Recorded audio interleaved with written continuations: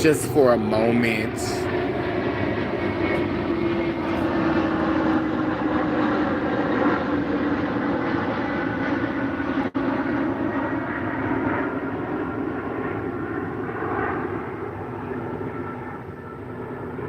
And man, planes be so noisy. Just to process just a little bit. Um, I don't know. I might not even do this live right now. But I feel like the season is changing. When a season is changing and it's time, to give space. I always say when you love something, sometimes the best thing that you could give it is space. And that's been a struggle that I have experienced on jobs, knowing that it was time to walk away, knowing that it was time to knowing that it was time to give it space, knowing that it was time to, just say, you know what, we're gonna let this breathe, we're gonna give some breathing room, and to not have listened to those signs, to not have, been fully present, at what I needed to do in that time. Um, it never works out well. And so, I'm in a season now where I definitely feel the strains. I definitely feel the tension. I definitely feel the tear, the tear. You get those little signs that tell you, I'm gonna go and sit in this car. You get those little signs that tell you, yeah, yeah, it's time to take a little break. You know what I'm saying? Is you right now, y'all doing too much. Y'all need a breather. Y'all need to go ahead and take a breather. You get those little signs that tell you. And, a lot of times we don't be wanting to listen. We don't be wanting to listen. We be wanting to do what we want to do. And then when things blow up in our face, we want to feel away, but the signs was there. You know, space is a gift. It's not always shade. No, people want to take it as shade because those are people who are not familiar with setting boundaries. Those are people who are not familiar with um, acknowledging your limitations. You know what I'm saying? Acknowledging your limitations, setting boundaries. When people are not familiar with acknowledging limitations and setting boundaries, people not gonna understand when you acknowledge your limitations and you set your boundaries. People gonna think you being shady. They gonna think you acting funny. They gonna think you changed on them. They gonna think you're not being loyal. But no, what you're doing is acknowledging that you don't have capacity for what you used to have capacity for. You just don't.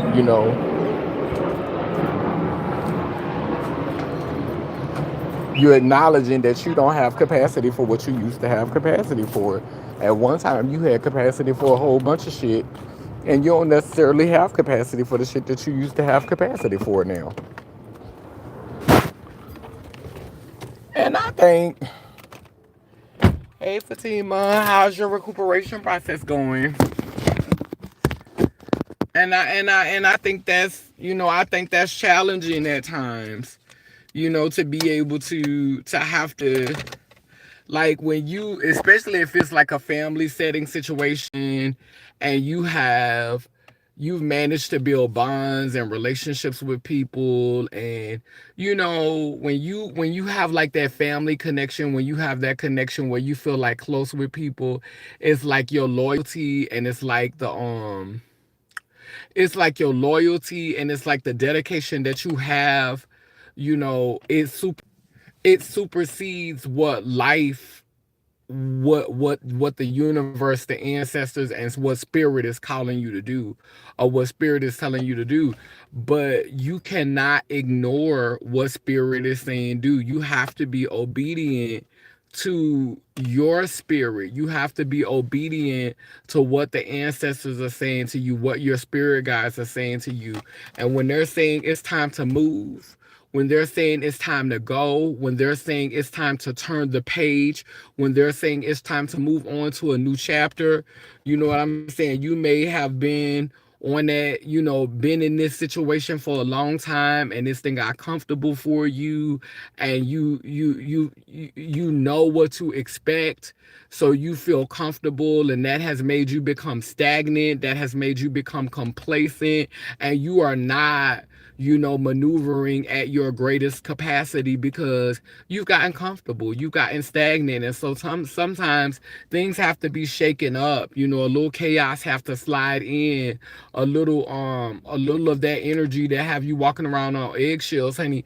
That's gonna make you get up and say, because if a person is comfortable, how likely are they really to be active in becoming their greatest self, or moving on to that next stage in their journey, that next chapter? Like, how likely are you to be compelled to do that work of turning a page?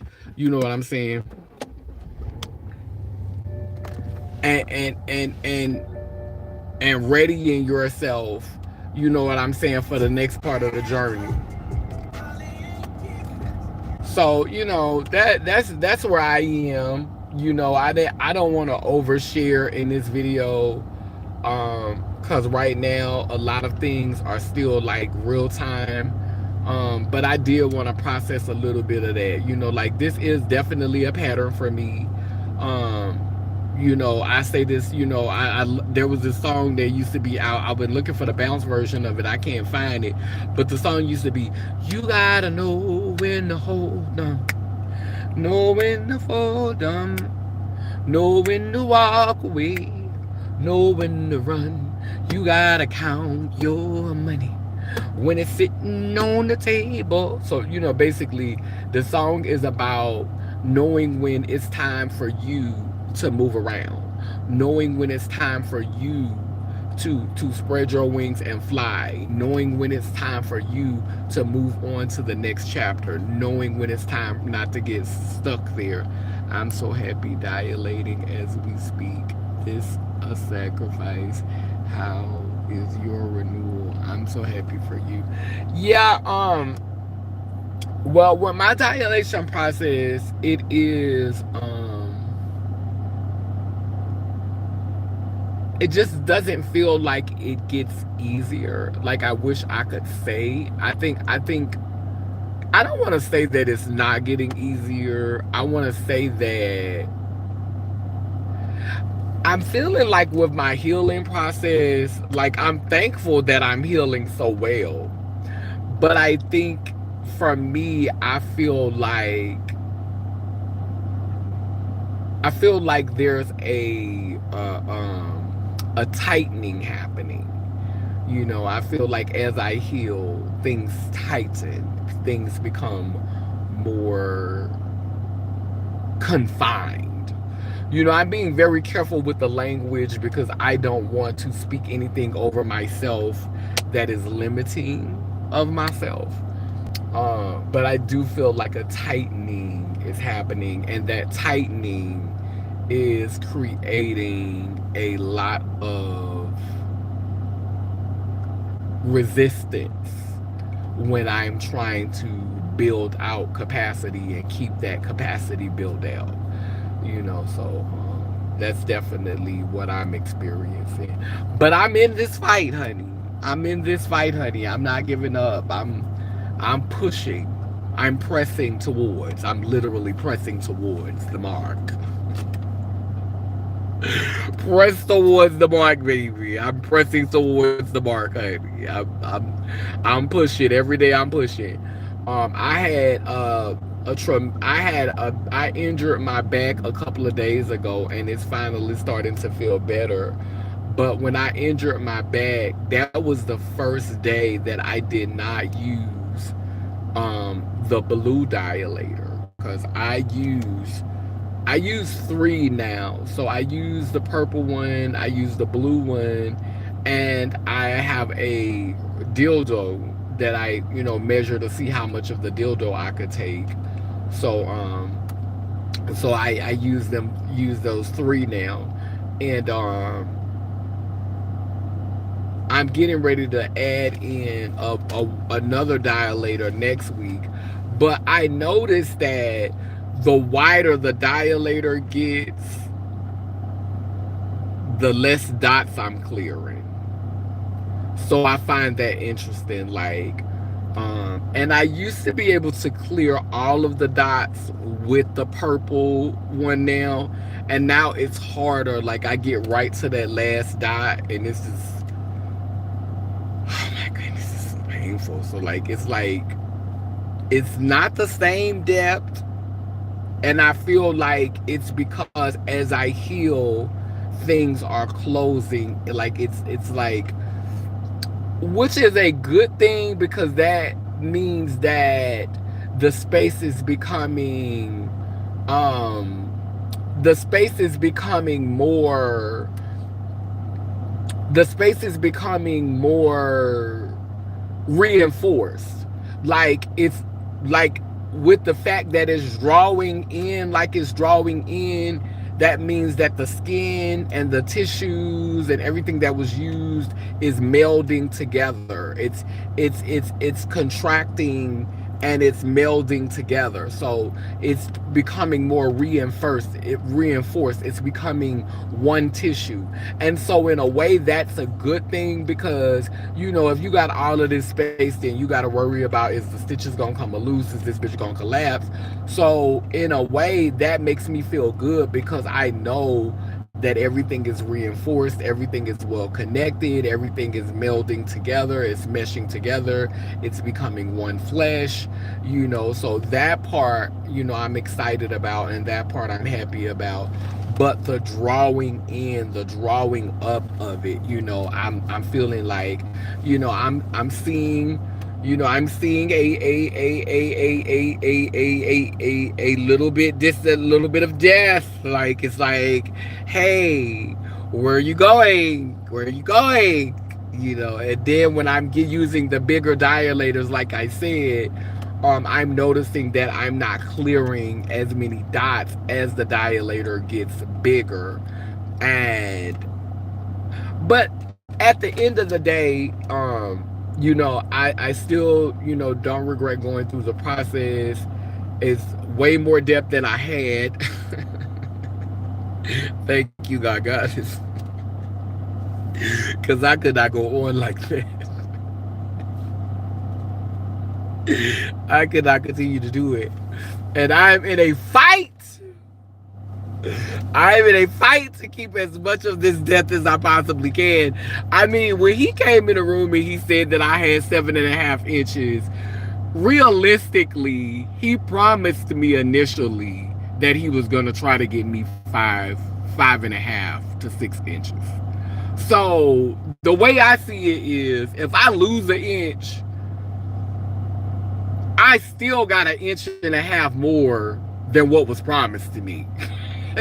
That's the way I see it. Like, if I end up with 6, because he says 7.5, if I end up with 6 or 5 and 75ths or 5.5, then bitch. I'm still grateful, and like my goal is not to lose anymore. Like I be in a fight. Like I don't like. I really push myself, and it's been hard because, you know, around this time last time, I was not as dedicated. I was not as driven. I would say I was committed to it for about a good 2 weeks. And then I started being real lax with it. Like I was doing it, but 20 minutes twice a day, you know, 25 minutes, sometimes 30 minutes, sometimes longer than that. Like, you know, twice a day, like I do it twice a day. And I'm gonna be honest with you, the first time I got it done, I was not that dedicated. Baby, you'll get one good session out of me. In the middle, I might do one good session. And after, I wanna say, I had the surgery in June the first time. um probably by August, yeah, I wasn't really heavy into dilation like that. Like I wasn't, and I do it for a little while just to open it up, but I wasn't, pushing against nothing. I wasn't trying to stretch nothing. I was just at that point trying to keep that hole from closing. So that's where I was, but it's really a process of pushing against, because when I'm going in, it gets tricky. It's like, okay, like what's going on here? Like, why is it not going all the way back? And why am I having to work harder to get it into certain spaces? And that's definitely a part of the journey, is like having to work harder to get it into those spaces. Whereas at one time, you felt like it was just sliding in and it would go straight to the back. And now it's like, because the tissue is healing and the walls are trying to close themselves in, you have to maneuver and be tricky and move around, because everything is trying to heal itself. So it's I mean, it's all for the good, but it's definitely presenting challenges. When I first had the surgery, so much of it was swollen and hanging out, and now it's starting to sit back in, and it's starting to become more housed within the labia. It's starting to sit back behind the labias more. And um and so now, because it's sitting back in there, it's like when I'm trying to put that dilator in, it's like, girl, it's a lot going on in that canal. So I'm really working, honey. I'm here working, honey. Essentially, your body is recognized and accepted the reposition of the organ.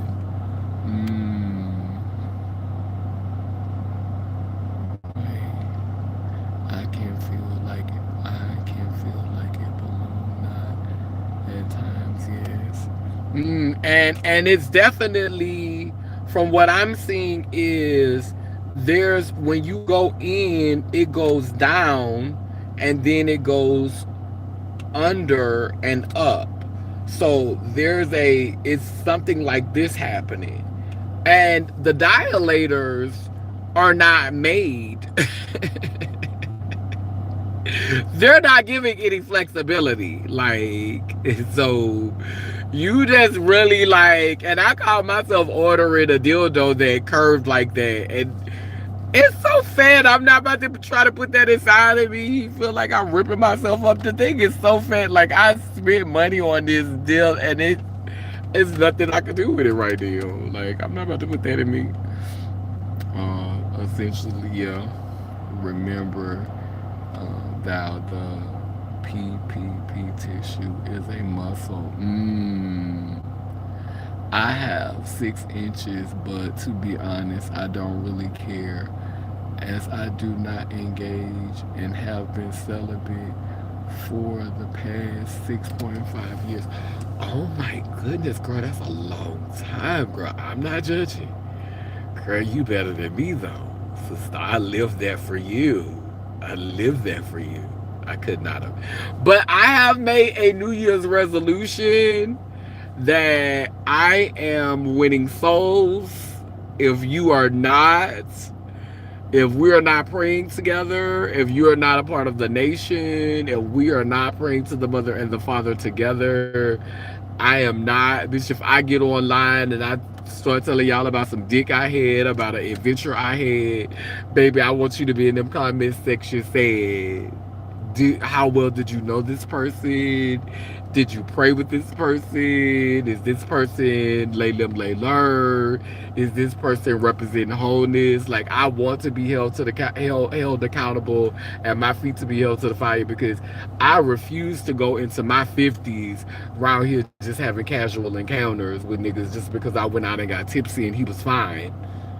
I'm not, like, I don't want that to be my life for 2025. I just don't. I'm not gonna say I don't want no dick. I'm not gonna say I don't want to be penetrated. I'm not gonna say I don't want to be filled up.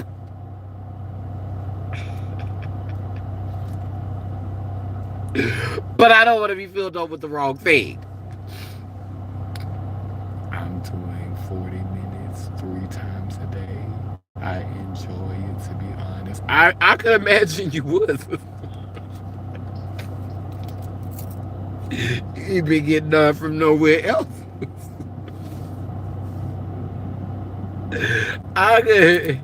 It's gotta feel like the real thing, girl. As long as it's business you had some. Girl, it's gotta feel like the real thing at this point, girl. Girl, it's gotta feel like, girl, 6.5 years, girl. That's a long time. Girl, I went a year and a half without some dick, girl, and bitch, I was about to cry. Bitch, I felt like I was dying, bitch.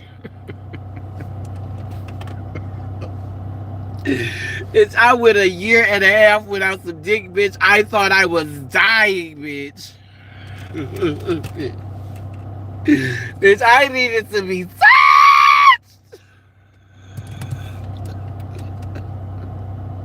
Touch my body. Oh, babe, roll me on the round. Baby, some more. Touch my body. Come on and give me what I deserve. Touch my body.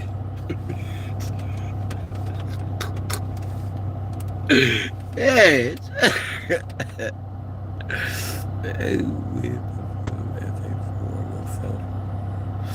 Wait. Good afternoon. Yes, up and down. The up, the down, and up L shape. You're right. It's definitely like that. Um, it's just hate engaging with them. Yeah, I mean, and that's why I'm just really on my lay lim lay lur journey. Like, I'm gonna be really, really focused, because I ain't gonna lie, I did have that with my last husband, who passed January. It'll be 2 years he's been going. Um, the one before him, who passed in December, he respected my spirituality. He wasn't afraid of it. And that's what I liked about, Aaron, is that Aaron wasn't afraid of it. But Aaron wouldn't pray with me. Like, Aaron wouldn't get on his knees and pray with me.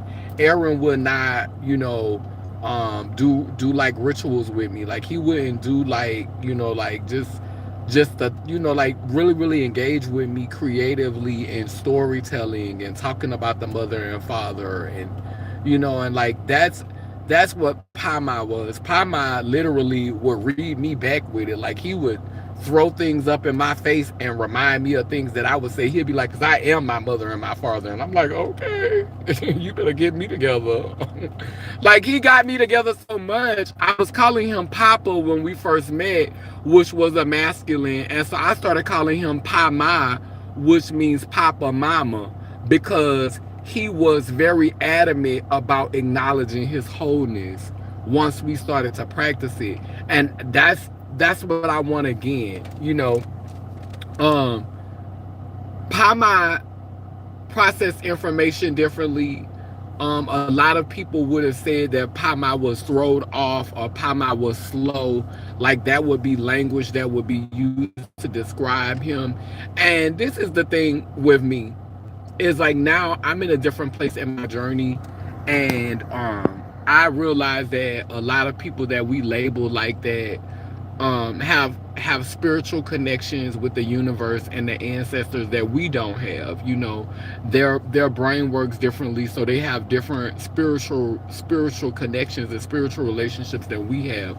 Like, when I was watching the movie Fences, remember how the boy who they said had the mental challenges, he was the one that blew his trumpet and opened the gate so that his father could get through the gate.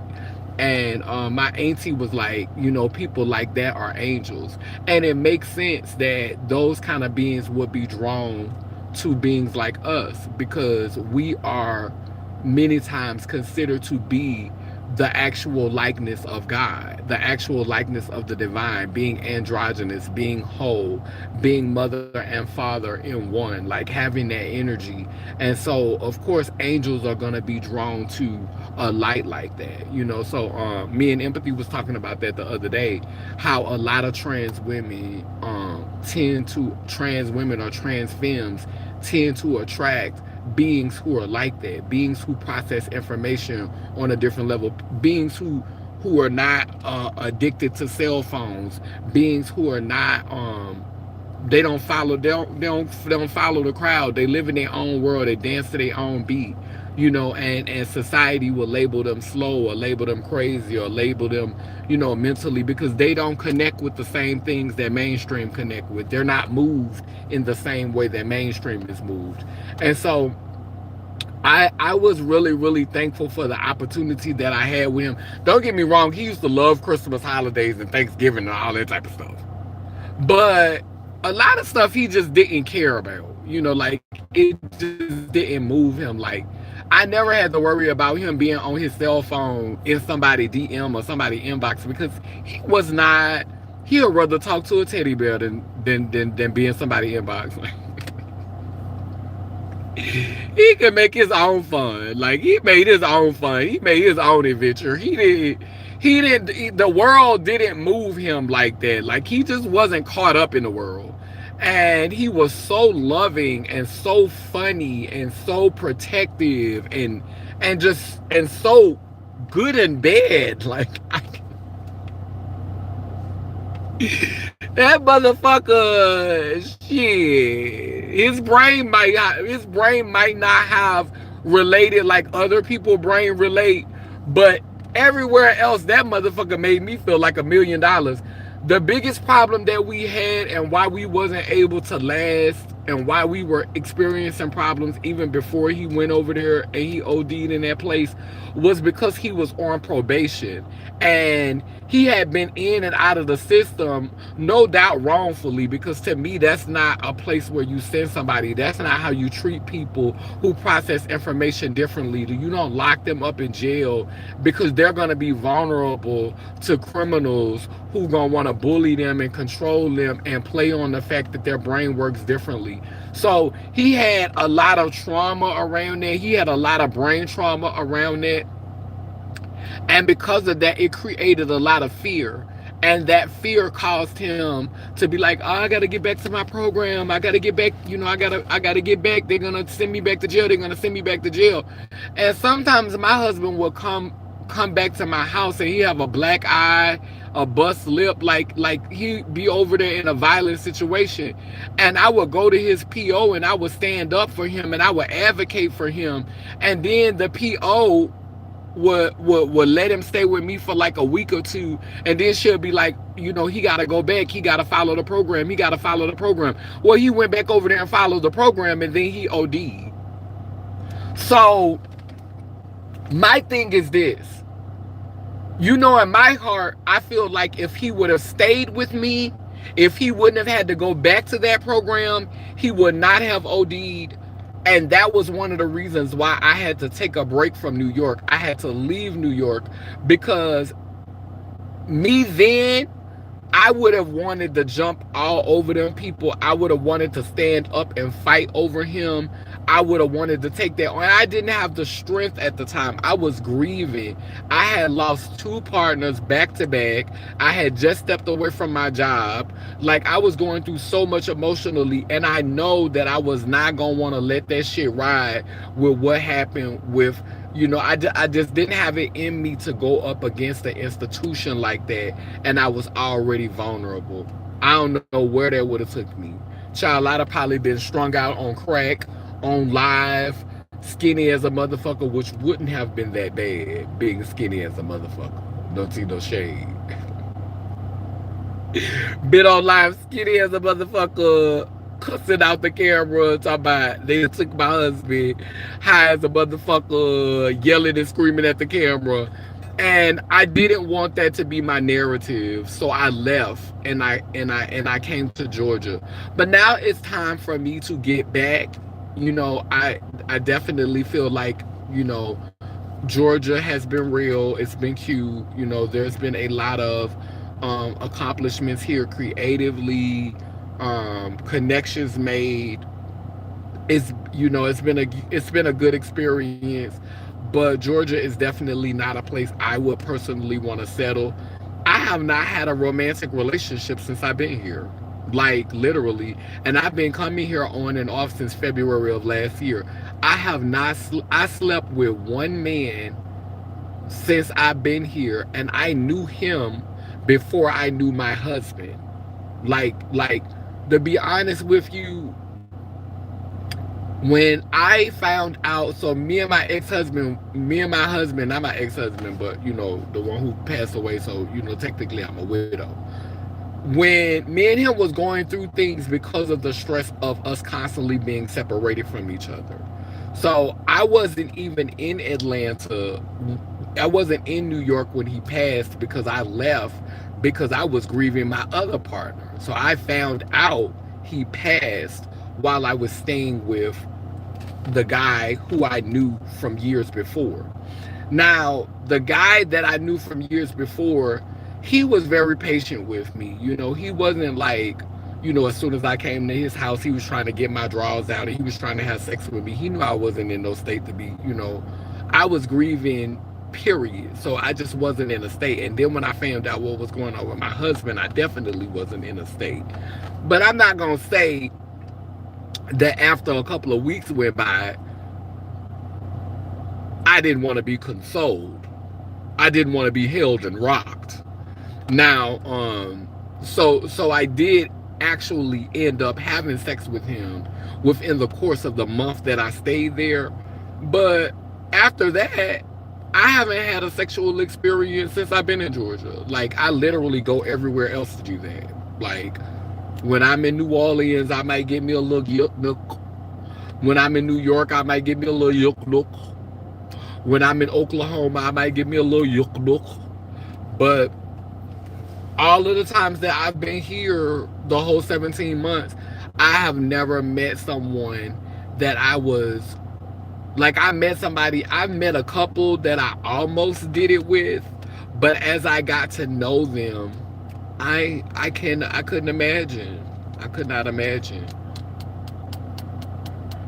This is so beautiful. I love your videos. They're so beautiful. I loved your videos together. And those on the so-called spectrum are the light of this earth and evolve. That's right. That's right. That's right. I shared a story with me and him yesterday, praying. Fences had me in painful, gut-wrenching tears. Yeah, when I watch, that's my favorite part though. Like, you know, like we've seen signs of how they are special. You know, this is why I always say, like, people who are homeless, people who process information differently, like those are the ones who have the courage to say, I'm not following the script. The Matrix is not going to control me. And you know, this is why the Matrix will give them a check and set them on the sidelines. And this is not to say anything negative about Kamala, but I do want to go and get me something to eat because I done got hungry. I ain't had nothing but a bowl of cereal today. Um, this is what I want to say about, if you pay attention to Kamala, Kamala says that, Kamala, however the fuck you supposed to say it, but Kamala said that one of her goals in this, if she's elected the president, is to build up the middle class. And I just think that that's interesting, that rather than saying working class, or rather than saying build up the commonwealth, or, you know, working class and middle class, or I mean, I just feel like there's other ways that could be framed. Working class, the disenfranchised, the disabled, or differently abled. Like, I just felt like saying build up the middle class, what I heard was creating a further divide between the haves and the have-nots. So you want to raise up the middle class to have more. And so what about the working class who are not middle class? And what about those of us who are on fixed incomes, those of us who are differently abled, those of us who are unhoused, like what about those? Like what how is your campaign going to serve them? So I'm just hearing, you're creating a further division, you're promoting classism. Like these are the things that I'm hearing when I hear you say you're going to build up the middle class. And a lot of presidents have made these comments, and they're letting you know that there's a group of people that they don't care about. Do you know how many people in this country live below the poverty line?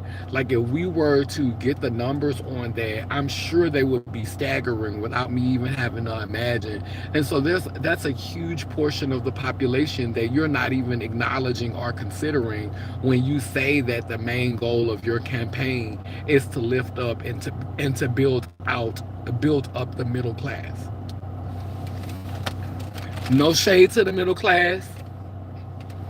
I love that. I love that for y'all. But it's time to stop excluding. Like you want people to participate in this. You want people to support and participate in this matrix and support and participate in the voting process. But when you keep making exclusionary, exclusive comments like that, then what do you think you're gonna get? Because the only reason why you invested in building up the middle class is because the middle class is many times invested in upholding your reign, upholding your politics, upholding your policies, upholding your constitution, upholding your laws, because it's beneficial to them. When you start talking about building up communities and building up people who have not had the wherewithal or the capacity to be invested in your institutions and your systems, then that's when you saying that you really care about the people. But from what I'm hearing is this love is not unconditional. The government does not have an agape love for its people. We love you if you're investing your time and energy and your power and your resources into sustaining our reign and our rule over the people. That's what I'm hearing. That's what I'm hearing. Now, I would say something about Donald Trump, but honestly and truly, I've been watching Tubi, and every time it goes to commercial, I see a motherfucking Kamala Harris commercial. I ain't been seeing Donald Trump commercials. Even when I'm on YouTube, I see Kamala Harris. When I go to the mailbox, I see Kamala. Bitch, I done came up with a song about Kamala Harris. Bitch, I said, how it go? I'm getting the beat for it now. It say,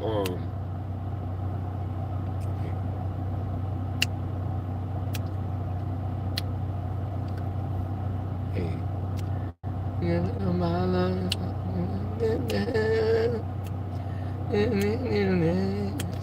Wait. Yeah, so she was out. Now she all over the place. You behind the scene. You been getting your coins. Now you're beating doors down. And you're making some noise. Wait. Wait. Last election she was out. Now she all over the place. Yeah. What is it? Everywhere I see Kamala. Wait, I can't remember how it started out. But it said last election she was out. Now she all over the place. You was behind the scenes. You was getting your coins. Now you're beating doors down. Yeah, you're making some noise. Yes, ma'am, baby. Last election she was out. Everywhere I see Kamala face. Last election she was out. Now she all over the place. You've been behind the scenes. Yeah, you was getting your coins. Now you're knocking doors down. Yeah, you're making some noise. Hustling corporations around this world. Gotta give it to Kamala. You got to give it to Kamala. She's an ambitious girl. Everywhere I see Kamala face. Last election she was out. Now she's all over the place. You've been behind the scenes. Yes, you were getting your coins. Now you're beating doors down. And you're making some noise. Oh yes, that's what Kamala is doing, bitch. You've been behind the scenes.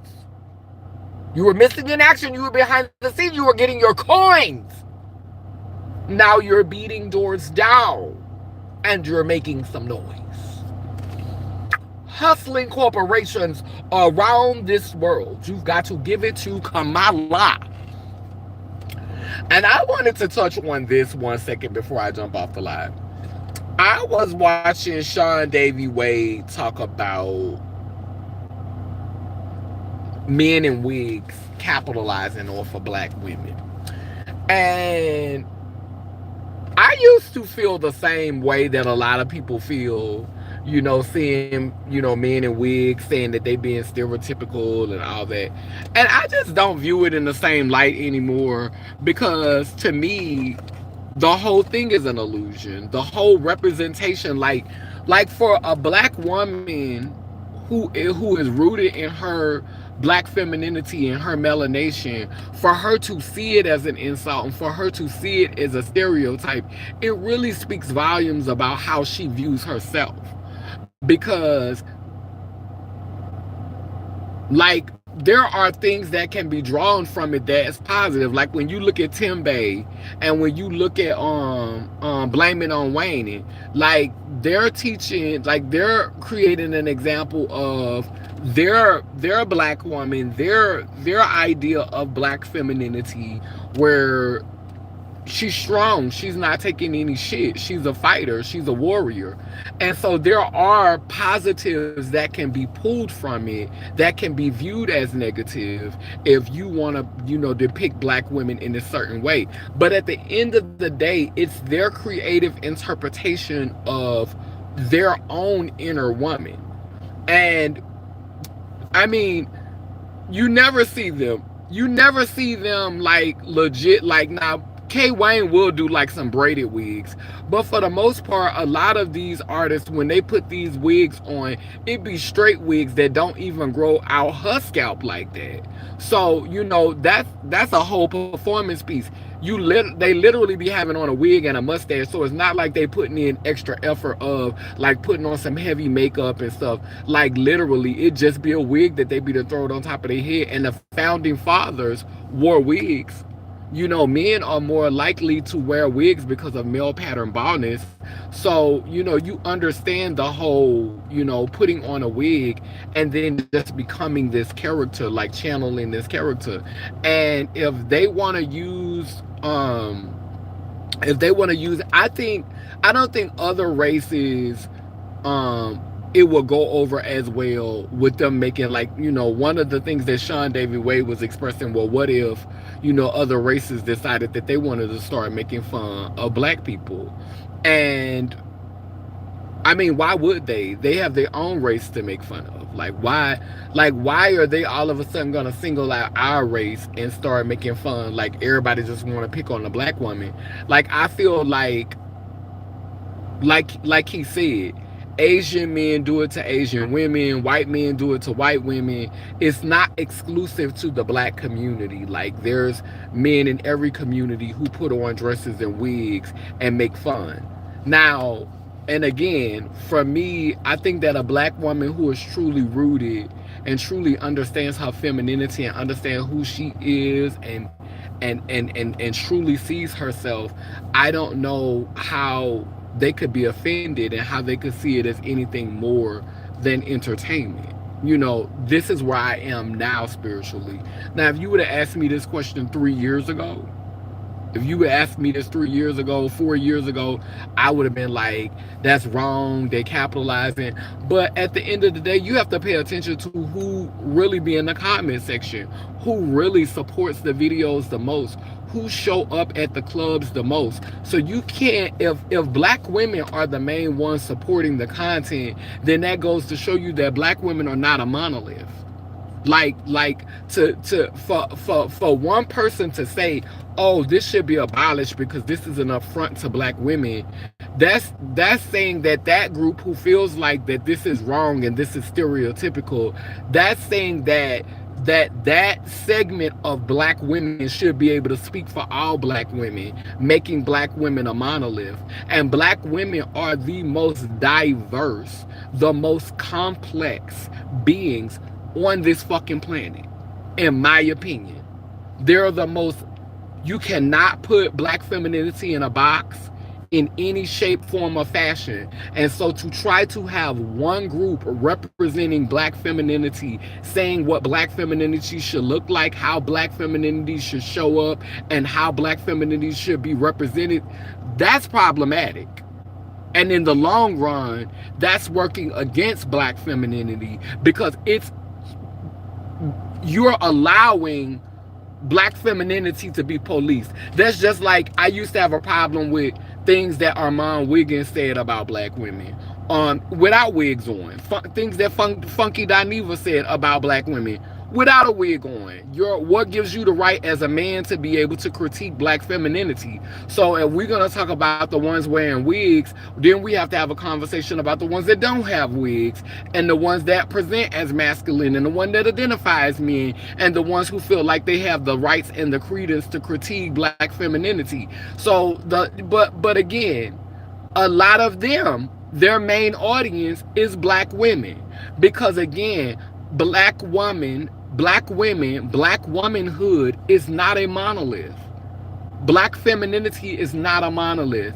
It can show up, it can manifest, it can exist in multiple different ways, on multiple planes, in different aspects, different dimensions, however you want to spin it. Black femininity is the void, and it flows from the void, and it manifests on the physical plane. Black femininity exists on the spiritual, the ethereal, the celestial, and on the physical, third, fourth, fifth dimension, whatever. Like, it is literally a octagon. Like, it's literally 8, 9 sided. So there's no, you cannot pinpoint, you cannot put a bullseye on what black femininity is. You can't package it up neatly and send it out and say this is what it is.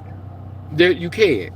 So, you know, anyone trying to censor or say what black femininity should look like, or how it should show up, or how it should be representative, or what is not representative of it, I would have to kind of like side eye it, you know, at this point.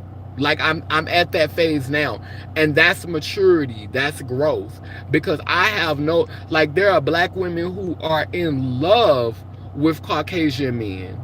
There are black women with British accents who live a British life, who live an English life.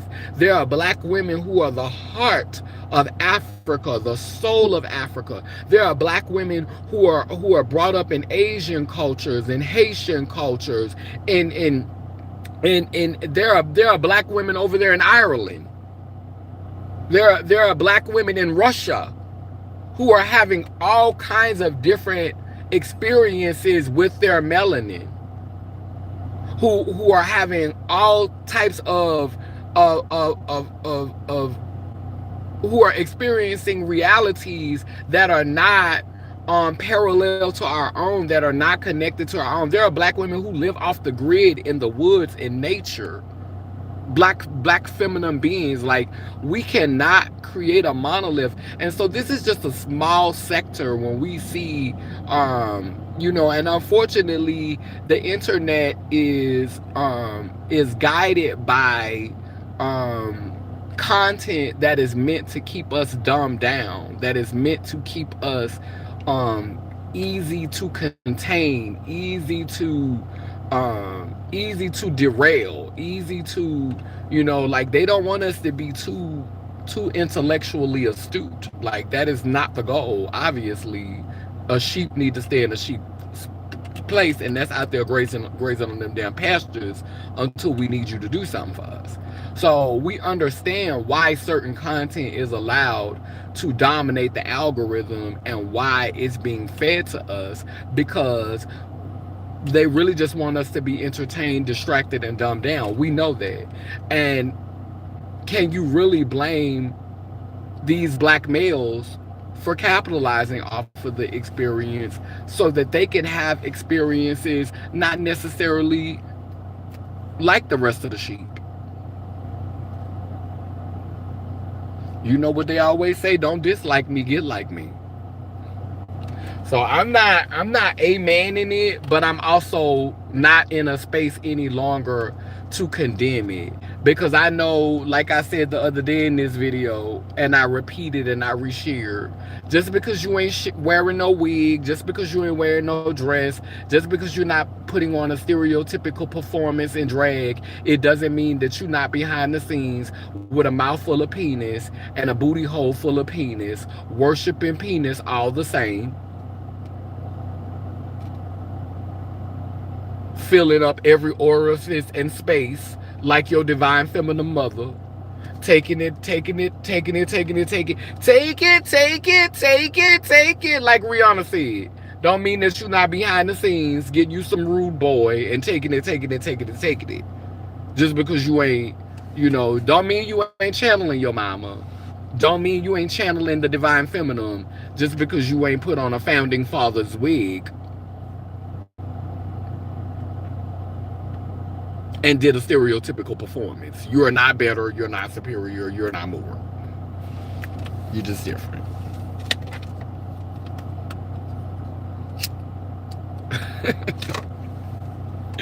Anyway, I think that's all I want to say on this live. You got me motivated. I'm going to go and get me something to eat, and I'm probably going to do me an extra session today.